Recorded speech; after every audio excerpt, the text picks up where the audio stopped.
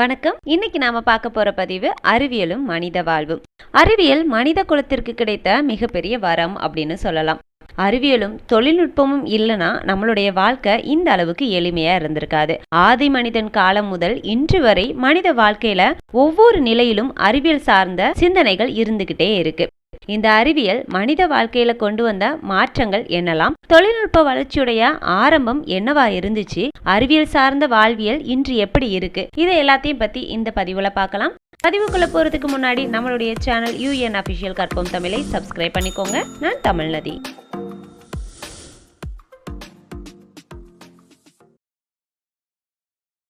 அறிவியல் அப்படிங்கிறது அறிந்து கொள்ளுதல் அப்படிங்கிற பொருள்படும். ஏற்கனவே இருக்கக்கூடிய விஷயங்களை மனிதன் அறிந்து கொள்றது தான் அறிவியல். அப்படி அறிந்து கொண்ட விஷயங்களுக்கு காலத்துக்கு ஏத்த மாதிரி பல மாற்றங்களை புகுத்தி நம்மளுடைய வாழ்க்கைக்கு தகுந்த மாதிரி எளிமையாக்கி கொள்றதுதான் தொழில்நுட்ப வளர்ச்சி. பழைய கற்காலத்துடைய தொடக்கத்துல மக்கள் வேட்டையாடுபவர்களாகவும் உணவு சேகரிப்பவர்களாகவும் இருந்திருக்காங்க. இவங்களுக்கு தாவரங்கள் மூலிகைகள் பத்தின ஓரளவுக்கு அறிவு இருந்துச்சு.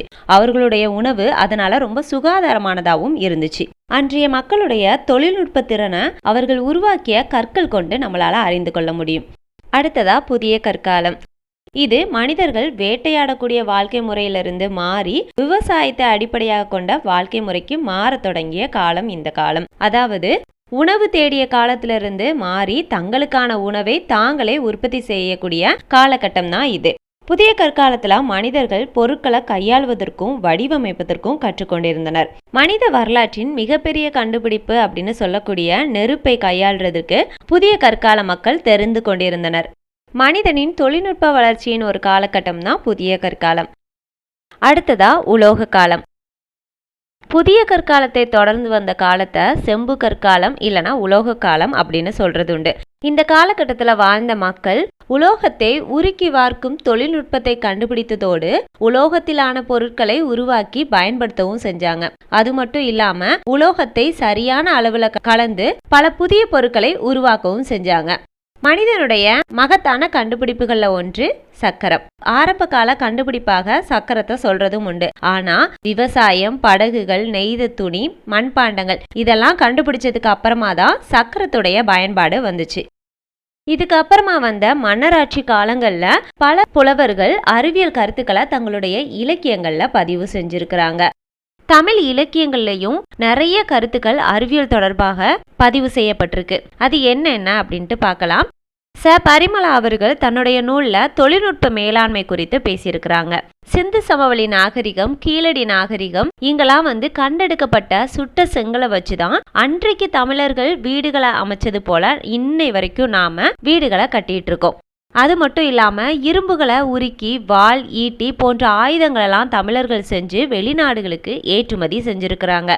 இந்த இரும்பு உருக்குறதுக்கு அதிகமான வெப்பம் தேவை. ஆனா அதற்காக நிறைய மரங்களை அவங்க வெட்டி எரிக்கல. அதற்கு பதிலா மூலிகைகளை பயன்படுத்தினதா இலக்கியங்கள்ல பதிவு செய்யப்பட்டிருக்கு. அதற்கு அப்புறமா அறிவியல் ஆய்வுகள் தொடங்கப்பட்டு பல பொருட்கள் கண்டுபிடிக்கப்பட்டு வந்துச்சு.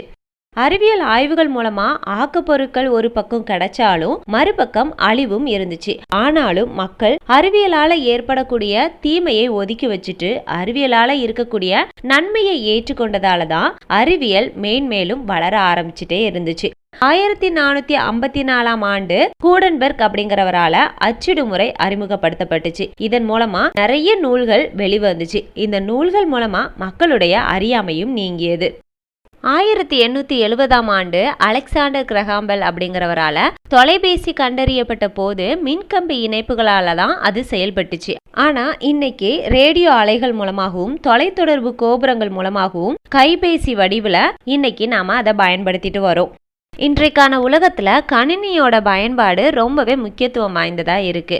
இந்த கணினியில டிம் பெர்னர்ஸ்-லீ அப்படிங்கிறவரால 1994ஆம் ஆண்டு அறிமுகப்படுத்தப்பட்ட வையக வியாபக வலை இல்லனா வையக விரிவு வலை அப்படின்னு சொல்லக்கூடிய வேர்ல்டு வைட் வெப், இதை நம்ம ஷார்ட்டா WWWன்னு சொல்லுவோம். கடிதம் வாயிலாக தகவல்களை பரிமாறிக்கொண்டிருந்த நாம இன்னைக்கு பேச நினைக்கக்கூடிய ஒரு நபர் உலகத்துல எந்த மூலையில இருந்தாலும் மின்னஞ்சல் மூலமாகவோ, காணொலி அழைப்பு மூலமாகவோ, கூட்டு தொலைபேசி அழைப்பு மூலமாகவோ உரையாடி கொண்டுட்டு இருக்கோம். கணினி மூலமா தகவல் தொடர்பு மட்டும் இல்லாம நாளிதழ்கள், புத்தகங்கள், வெளியீடு, பொழுதுபோக்கு, இப்படி பல விஷயங்கள் மனிதனுடைய அறிவை விரிவுபடுத்திக்கிட்டே இருக்குது. அதற்கு அப்புறமா அறிவியல் மற்றும் தொழில்நுட்ப வளர்ச்சியால தான் விண்வெளி ஆராய்ச்சி மூலமா சந்திரனுக்கு விண்கலன்ல பயணம் செய்ய முடிந்தது. செவ்வாய் கிரகத்திற்கு விண்கலத்தை அனுப்பி ஆய்வு செய்யவும் முடிஞ்சிச்சு. தமிழ் இலக்கியங்களும் நிகண்டுகளும் மரபுசார் மருத்துவ நூல்களும் இன்றைய அறிவியல் துறைசார் நூல்களுக்கு முன்னோடியா இருக்கின்றன அப்படிங்கிறத நம்மளால மறுக்க முடியாது.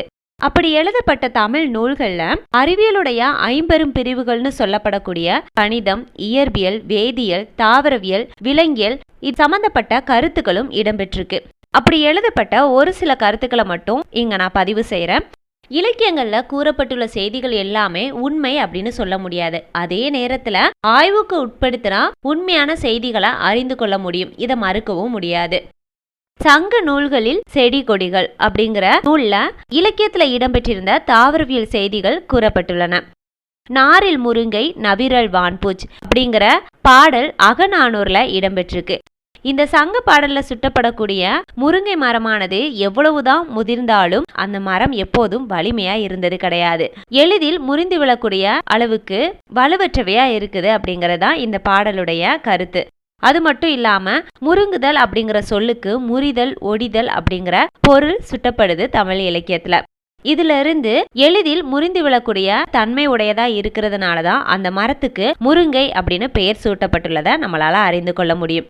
ஒவ்வொரு தாவரத்திற்கும் அறிவியல் முறைப்படி தாவரவியல் பெயர் கொடுக்கப்படுறது உண்டு. இந்த பெயர் அந்த தாவரத்துடைய தோற்றம், இயல்பு, தன்மை, குணம், நிறம், பண்பு இதன் அடிப்படையில் வழங்கப்படும். அந்த மாதிரி பார்த்தோம் அப்படின்னா முருங்கை மரத்துடைய அறிவியல் பெயர் மொரிங்கா அப்படின்ட்டு சொல்லப்படுது. இது முருங்கை அப்படிங்கிற சொல்லின் திரிபு அப்படின்னு சொல்லலாம். இது மட்டும் இல்லாம பதார்த்த குண சிந்தாமணி அப்படிங்கிற சித்தர் இலக்கியத்துல பிஞ்சாற்றிரிதோசம் பெரும் பூவார் போக அப்படிங்கிற பாடல்ல முருங்கை மரத்துடைய மருத்துவ குணங்கள் பேசப்பட்டிருக்கு. இது தமிழ் இலக்கியங்கள்ல இடம்பெற்றுள்ள தாவரவியல் செய்தி. இதே மாதிரி விலங்கியல் குறித்த செய்திகளும் இடம்பெற்றிருக்கு. தொல்காப்பியம் தொடங்கி சித்தர் நூல்கள் வரைக்கும் விலங்கினங்கள் குறித்த செய்திகள் தமிழ் இலக்கியங்கள்ல பதிவு செய்யப்பட்டிருக்கு. அது மட்டும் இல்லாம தமிழ் மரபுசார் மருத்துவ நூல்கள்ல மான் இனங்கள், அவற்றின் இறைச்சியின் மருத்துவ குணங்கள், மான் கொம்புகளின் மருத்துவ குணங்களும் பதிவு செய்யப்பட்டுள்ளன. இன்னைக்கு மான்களை வேட்டையாடுவதும் மான் இறைச்சியை சாப்பிட்றதும் சட்டப்படி குற்றம். ஆனா அன்றைய காலகட்டத்துல வேட்டையாடுதல் அப்படிங்கிறது வீரத்துக்கு சான்றான ஒரு செயல். அதனாலதான் மான்கள்ல நிறைய மருத்துவ குணங்கள் இருக்கிறத அன்னைக்கான மக்களும் தெரிஞ்சு வச்சிருக்கிறாங்க. பதார்த்த குண சிந்தாமணி அப்படிங்கிற நூல்ல மான் கொம்புகளை பயன்படுத்தி தயாரிக்கப்படக்கூடிய சிறுங்கி பற்பம் அப்படிங்கறத சாப்பிட்றதுனால தேகத்துல வெப்பம் குறைந்து குளிர்ச்சி உண்டாகும் அப்படின்னும் மார்பு நோய், கண் நோய்கள்லாம் குணமாகும் அப்படின்னும் கூறப்பட்டுள்ளது. கலைமானுடைய இறைச்சியை சாப்பிட்றதுனால தேகத்துடைய வலிமை கூடி அழகு பெறும் அப்படின்னும் வாதம், பித்தம், கபம் போன்ற நோய்கள் குணமாகும் அப்படின்னும் குறிப்புகள்ல காணப்படுகின்றன. அடுத்ததா கணிதவியல் குறித்து பார்க்கலாம்.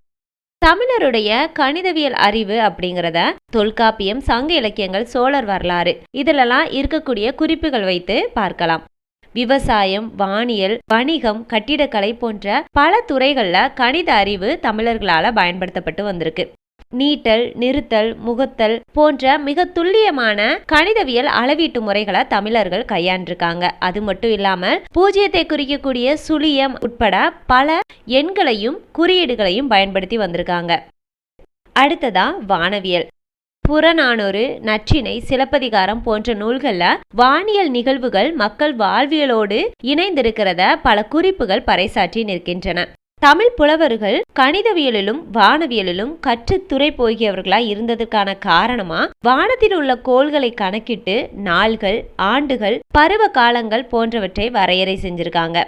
தமிழ் இலக்கிய நூல்கள்ல குரு, சனி, செவ்வாய் போன்ற கோள்களுடைய பெயர்கள் குறிப்பிடப்பட்டதோடு அவற்றோட நகர்வுகளும், சூரிய கிரகணம், சந்திர கிரகணம் பற்றிய குறிப்புகளும் அவை நிகழக்கூடிய விதம் பற்றிய விளக்கங்களும் இடம்பெற்றுள்ளன.